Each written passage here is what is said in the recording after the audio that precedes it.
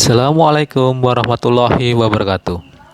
Berjumpa lagi dengan Pak Bambang pada mata pelajaran kimia. Hari ini kita akan belajar materi tentang tata nama senyawa kimia. Nah, sebelumnya perhatikan gambar berikut ini. Ini adalah lambang atom ya. Ini ditetapkan oleh IUPAC atau International Union of Pure and Applied Chemistry. Nah, contohnya di sini ada nama unsur karbon. Nama latinnya adalah karbon juga. Lambangnya C. Kemudian ada kalsium, lambangnya Ca, klorin itu Cl, tembaga, nama lainnya adalah kuprum. Ini lambangnya Cu. Kemudian ada kalium, lambangnya K, dan ada perak. Ini nama latinnya berbeda ya, argentum namanya Ag. Nah, selain itu silahkan perhatikan gambar berikut ini. Di sini ada gas helium ya. Nah, ini memiliki rumus kimia He, itu helium. Karena terdiri dari atom-atom yang berdiri sendiri, ini berdiri sendiri. Kemudian ada gas oksigen. Nah, gas oksigen ini yang kita hirup sehari-hari ya. Nah, ini memiliki rumus kimia O2. Nah, karena tiap molekulnya terdiri dari 2 atom oksigen. Nih, lihat ini. Nih, perbedaannya antara helium dan oksigen ya. Berikutnya ada logam besi. Nah, kita tahu kalau logam besi itu sangat keras ya. Di situ memiliki rumus kimia Fe. Nah, karena meskipun atom-atom Fe ini terikat satu dan yang lain, ini tetapi tidak saling mengelompok membentuk molekul nih, seperti ini, membentuk molekul nih. Kemudian ada yang kita manfaatkan sehari-hari untuk masak, kemudian untuk minum. Nah, ini adalah air. Ini rumus kimianya adalah H2O. Karena tiap molekul di sini lihat, di sini ada O ini yang besar ya. Dan ada H sebanyak 2. Ini terdiri dari satu atom O dan 2 atom H ya. Dari atom hidrogen dan oksigen. Nah, dari situ nanti kita akan belajar tentang tata nama. Nah, tata nama ini ada 2, yaitu senyawa anorganik dan senyawa organik. Nah, yang kita pelajari hari ini yaitu tentang senyawa anorganik ya. Nanti meliputi ada senyawa kovalen biner, kemudian senyawa ion. Nah, senyawa ion ini pun nanti dibagi menjadi senyawa ion biner, kemudian yang memiliki lebih dari 1 bilox, kemudian ada yang poliatomik, kemudian ada yang asam sama yang basa. Langsung saja. Nah, sebelumnya ada materi prasyarat yang harus anak-anak kuasai sebelum kita belajar tata nama kimia. Nah, kita harus mampu membedakan mana senyawa yang logam dan non logam. Nah, kita lihat di sini ini adalah tabel periodik unsur ya. Ini ada yang hijau, ini adalah non metal. Ini hidrogen golongan 1A ya. Ini tapi hidrogen saja. Kemudian golongan 3A ini adalah B, ini boron. Kemudian golongan 4 ada karbon, ada silikon. Kemudian golongan 5 ada nitrogen, fosfor, AS. Golongan 6 ini juga non logam.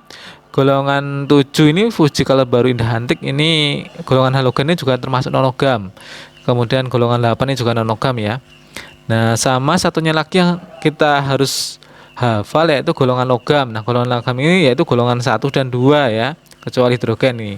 Li, Na, K, Rb, Cs sampai Fr. Nah, Be, Mg, Ca, Sr, Ba, Ra. Ini warna biru ya. Sama orange, kemudian sama yang biru tua. Ini logam ya.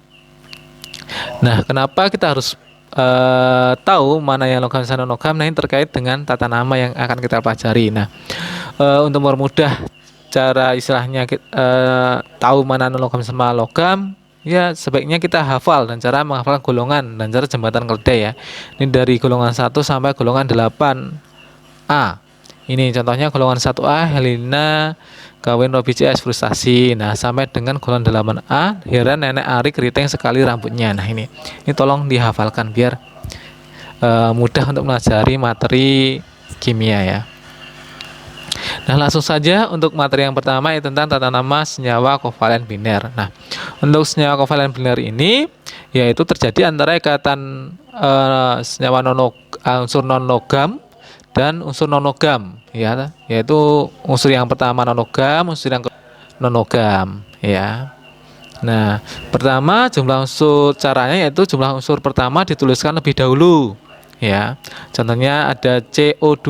Nah, tuliskan dulu C itu apa? Karbon. Nah, diikuti dengan nama unsur non-logam yang pertama di sini. Kemudian ini non-logam yang kedua ya, diikuti non-logamnya itu O ya, itu oksigen ya. Nah, kemudian menuliskan jumlah unsur kedua diikuti dengan nama unsur non-logam kedua dengan diberikan akhiran ida. Nah, semula oksigen jadi oksi, nah ditambah ida. Nah, ida, oksida ya. Kemudian jumlah unsur akan dinyatakan dalam bahasa Yunani. Nah, ini adalah bahasa Yunani. Ini jumlah unsur A yang awal, yang pertama ini C. Kemudian unsur yang kedua di sini ada oksigen. Nah, ini ada nama Yunani ini dari angka 1 sampai 10. 1 itu mono, 2 di, 3 tri, tetra sampai ke 10 deka. Ini tolong dihafalkan ya. Nah, catatan ya untuk unsur yang pertama ini yang di depan sendiri ini untuk nomor 1 atau mono untuk non-logam pertama tidak disebut. Nah, ini kan tidak ada. Jadinya mulai penyebutannya dari di atau jumlahnya atomnya ada 2 ya sampai dk. Kalau yang untuk unsur yang kedua itu disebutkan ya, tetap nomor satunya mono ya. Ini contohnya adalah karbon. Nah, ini karena di pertama kan tidak ada kata mono, karbon saja. Kemudian ada oksigen. Nah, ini oksigennya ada 2. Kita lihat di sini 2 itu di, berarti diok. Nah, ini kemudian tambahkan ida, dioksida. Nah, seperti contohnya ini. Kemudian contoh yang kedua ada N2O3. Nah, ini ada nitrogen dan oksigen. Nitrogennya ada 2, oksigennya ada 3. Nah, 2 ini disebut di, berarti di awal kata Yunani di, kemudian sebutkan nama atomnya nitrogen. Kemudian ini ada atomnya sebanyak 3, kita sebutkan awal Yunaninya yaitu tri, 3 tri, kemudian ini oksida ya. Contohnya adalah ini CO, ini mono ya, ini tidak ada kata mononya, karbon saja karena di awal. Kemudian oksigennya ada 1 karena dia nomor 2 ya, unsur berikutnya di sini. Berarti ada kata awalan mono, monoksida. Nah, kemudian ini ada karbon, O-nya ada 2 berarti dioksida. Ini nitrogen, O-nya 1 berarti monoksida. Nitrogen, O-nya 2. Ini nitrogen dioksida ya, ini keliru. Kemudian ada N2O. Ini di nitrogen monoksida, betul. Kemudian yang ini ada N-nya 2 di nitrogen trioksida. Ini N-nya 2 di, O-nya 5 berarti penta, berarti di nitrogen penta oksida. Kemudian CCl4, C itu karbon, Cl itu klorin ya. C itu karbon, Cl-nya ada 4, tetra berarti tetraklor tambah ida, klorida. Nah, seperti cukup jelas ya. Untuk berikutnya kita akan belajar tentang tata nama senyawa ion. Nah, tata nama senyawa ion ini sedikit berbeda dari senyawa kovalen ya. Tadi kalau untuk senyawa kovalen itu non-logam sama non-logam, sedangkan senyawa ion terdapat 2 unsur yaitu logam, satunya logam dan satunya adalah non-logam. Bedanya di sini ya. Nah, ini ada 3 nanti yang kita pelajari. Pertama yaitu tentang penamaan senyawa ion binar dulu. Nah, ini caranya yaitu dengan tuliskan nama unsur logamnya. Nah, logam itu di awal pasti ya, di awal. Kemudian diikuti unsur non-logamnya. Nah, non-logamnya urutan yang kedua dan menambah akhiran ida. Ini tinggal menyebut nama logamnya saja.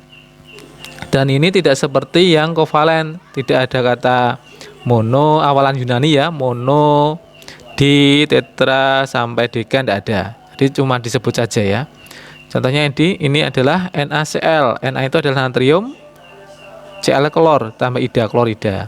Li2O. Nah, ini jumlahnya 2, litium. Tidak ada kata di ya, karena ini adalah senyawa ion, cukup menyebutkan namanya saja. Kemudian O itu oksida. NaBr, natrium bromida. CSI berarti cesium iodida. BaCl2 ini bukan barium diklorida ya, karena ini adalah senyawa ion dari logam sama non logam, cukup menyebutkan nama atomnya saja ya, atau nama unsurnya aja, barium klorida. Nah, jadinya mengapa tadi penting kita tahu mana yang logam sama non logam adalah untuk mengetahui apakah itu nanti masuk senyawa kovalen atau senyawa ion. Nah, dari unsur-unsur penyusunnya ini. Nah, ini Bapak beri kasih warna yang berbeda. Ini kuning logam, ini yang hijau non logam. Nah, berikutnya kita belajar tentang penamaan senyawa ion biner dengan bilangan oksidasi lebih dari 1. Nah, kemarin kita sudah belajar tentang redoks ya, untuk bilangan oksidasi. Nah, itu kaitannya dengan penamaan senyawa ion biner dari bilangan oksidasi lebih dari 1. Nah, pertama tuliskan nama unsur logamnya dulu ya, bahasa Indonesianya. Kemudian ditambah besarnya bilangan oksidasi menggunakan angka Romawi. Nah, kita nanti menentukan biloks dari unsur yang kita cari, kemudian kita ganti dengan angka Romawi, diikuti dengan nama unsur non logam dan menambahkan akhiran ida. Nah, contohnya adalah ini Cr. Ini kan CRO ya. Cr ini mempunyai biloks lebih dari 1 ya, ada 2, plus 2 dan plus 3. Nah, contohnya CRO. Nah, O ini min 2, berarti CR-nya adalah plus 2. Nah, makanya biloknya plus 2. Kita sebutkan aja CRO. CR itu kan krom, berarti kromium. Ini 2. Nah, dalam kurung ini angka Romawi 2. Nah, ini seperti biloksnya. Kemudian diikuti nama non-logamnya oksigen, tadi oksida. Nah, seperti ini. Yang ini CrCl3. Ingat, untuk Cl itu golongan halogen kan min 1. Di sini ada 3 atom Cl ya, berarti min 1 kali 3 min 3. Min 3 kalau kita mencari Cr kan pindah ruas jadi plus 3. Berarti kromnya di sini nilai biloksnya adalah plus 3. Berarti tinggal 3 ini kita ganti angka Romawi. Menyebutkan logamnya dulu kromium, biloksnya yaitu 3 klorida. Nah, ini. Kemudian ada FeS. S ini adalah golongan 6. Ingat, kalau ingin stabil menjadi golongan 8, dia harus menangkap 2. Berarti nilainya adalah min 2 seperti O ya. Berarti Fe-nya adalah plus 2. Pindah ruas ya, min 2-nya. Jadinya Fe ini besi. Nah, 2-nya kita ganti 2 sulfida. Nah, yang ini FeF3. F ini golongan halogen juga, golongan 7. Nah, 7 biar stabil itu kan pengen jadi 8, berarti butuh 1 elektron, berarti dia muatannya min 1. Ada 3, berarti min 3. Fe-nya berarti plus 3. Nah, berarti besi 3 fluorida. Cukup jelas ya bedanya antara ion binar dan ion binar yang biloksnya lebih dari 1 ini. Ini khusus yang biloknya lebih dari 1. Kalau yang enggak cukup disebutkan saja. Ya.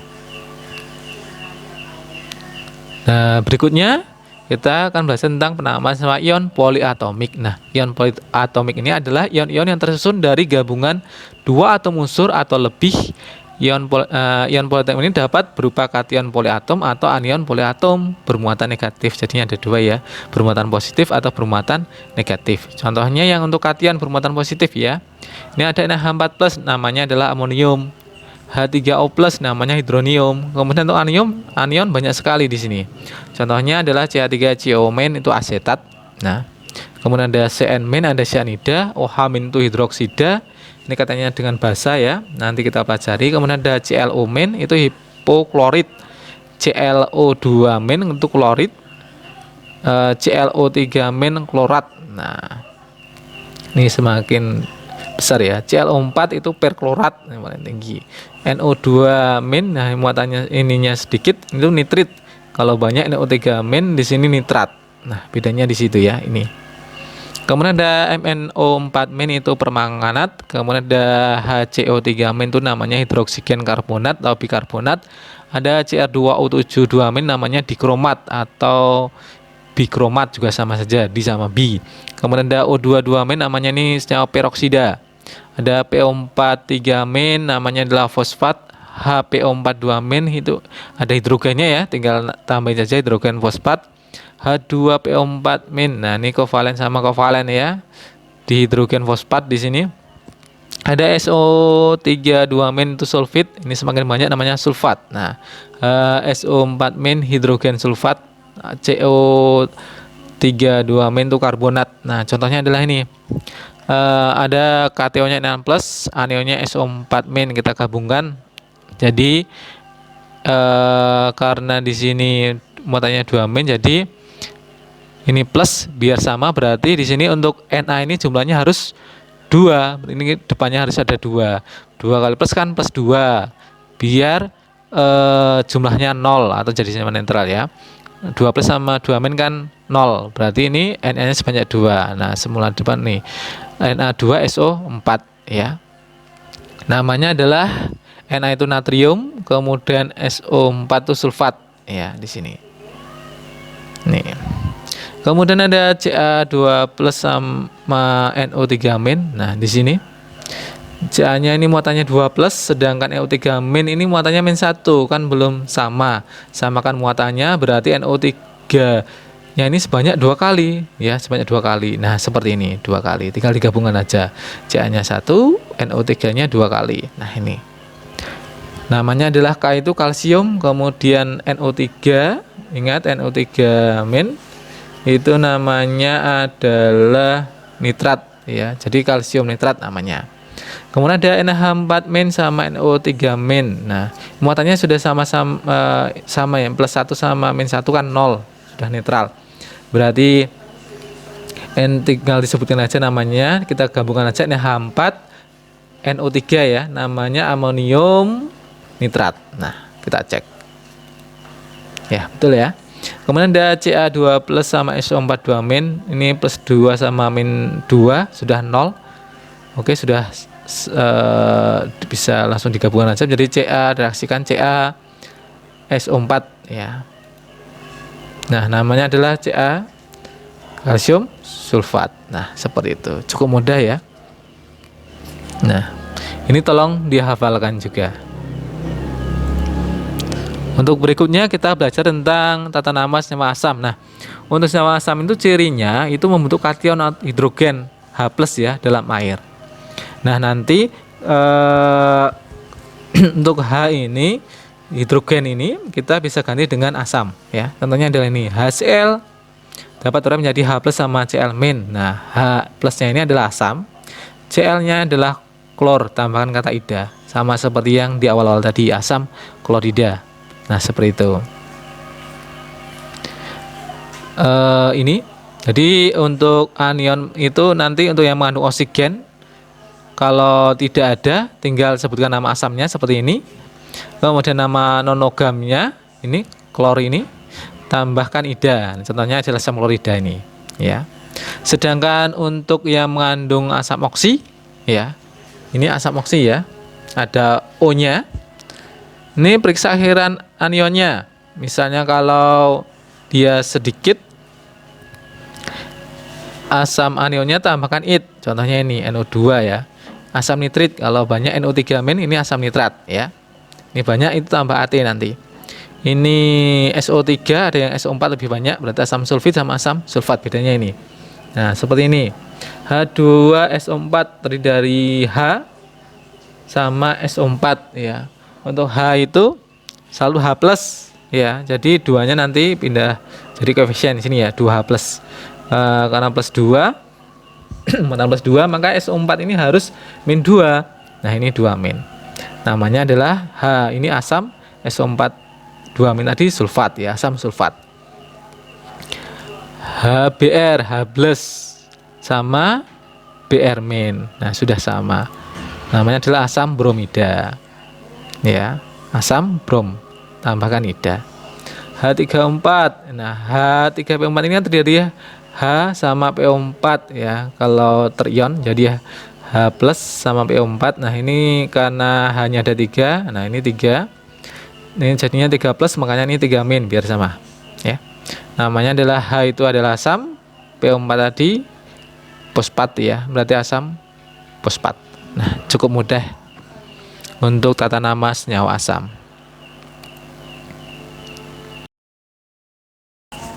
Nah, berikutnya kita akan belajar tentang tata nama senyawa basa ya. Untuk senyawa basa ini merupakan senyawa ionik yang terdiri atas kation dan anion OH. Nah, kation nanti letaknya di depan, kemudian diakhiri dengan OH. Nah, kation basa umumnya ion-ion logam. Nah, yang di awal itu biasanya logam ya, kecuali ion amonium NH4+ ini. Nah, basa itu sebagai zat yang dapat melepaskan ion hidroksida dalam air kalau dilarutkan ya, akan terion menjadi OH-. Nah, nama basa dinyatakan dengan menyebutkan nama kationnya dulu, yaitu di awal nama logamnya. Kecuali tadi amonium tambahkan hidroksida OH- nanti ya, hidroksida ya. Contohnya adalah ini. NaOH akan terion menjadi Na+. Nah, ingat OH ini satu kesatuan ya, OH- ya. Na+ sama OH- sudah plus 1 sama -1 0. Ini yang ruas kiri 0, ruas kanan 0. Nah, tinggal sebutkan aja namanya, kita sebutkan nama kationnya natrium, OH- yaitu hidroksida. AlOH 3 kali. Nah, ini OH-nya dalam kurang 3 kali, berarti OH-. Nah, ininya pindah ke depan ya, 3 OH-, berarti -3. Ini kan 0, berarti sini Al-nya +3 biar sama. -3 sama +3 0. Tinggal sebutkan aja nama kationnya aluminium hidroksida. Ini tidak kita awalan tri ya, karena ini logam sama non-logam. Yang disebutkan awalan itu cuma yang untuk kovalen saja. Ada BaOH 2 kali, berarti OH-nya nanti sebanyak 2 kali, OH-, 2 OH-, Ba-nya biar nanti jumlahnya netral 0, berarti harus Ba2+. Jadi barium hidroksida. Nah, seperti ini. Ada NH4OH. Nah, ini kita pisahkan jadi NH4 sama OH. Nah, OH-nya OH-, berarti NH4-nya NH4+. Nah, NH4+ itu namanya amonium. Nah, kita sebut aja amonium hidroksida. Sangat mudah ya.